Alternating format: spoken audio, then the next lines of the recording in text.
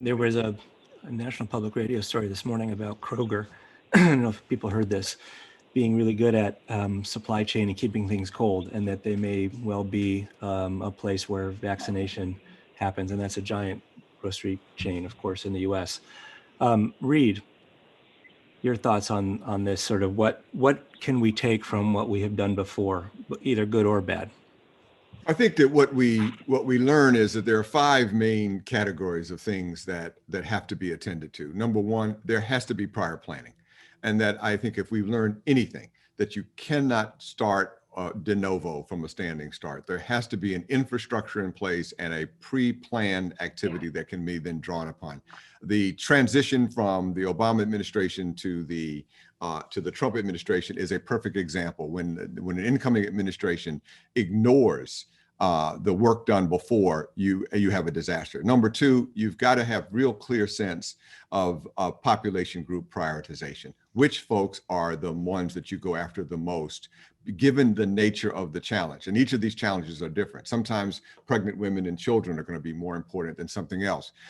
So you have to be really clear about understanding how do you make those prioritization group challenges. Number three, you've got to be really clear about the infrastructure resiliency, your supply chain resiliency, and the monitoring of the effectiveness of the supply chain in real time, with particular focus on physicians at the community level and how those will relate to other elements, because it's the community-based infrastructure. If you bypass it, and although I love the idea of the Kroger system, could have significant, and the fact that we're doing all this work now with pharmacies being intimately involved in this, what is the relationship between the pharmacy doing that and the local on-the-ground docs who are competing against pharmacies for their ability to stay in business? And so these are fundamental issues. Number four, there has to be, we've learned, extraordinary communication at the community level. And there have to be skill sets at being able to communicate information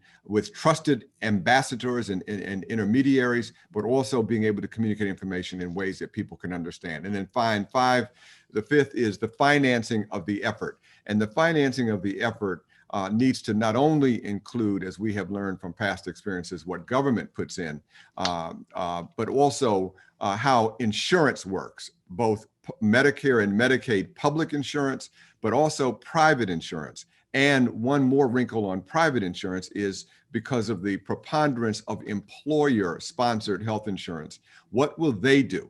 This came up very much in the H1N1 experience, where we faced such real challenges around whether or not the administration of the vaccine would be a cost borne by the individual patient or by the insurance company or the self-insured employer. So it is all five of those elements to me that I think we've learned that they are all important, and each of them will play out in different ways depending on the nature of the threat, except for the first one, which is there has to be in place a comprehensive prior planning that allows you to pivot depending on the scenario du jour.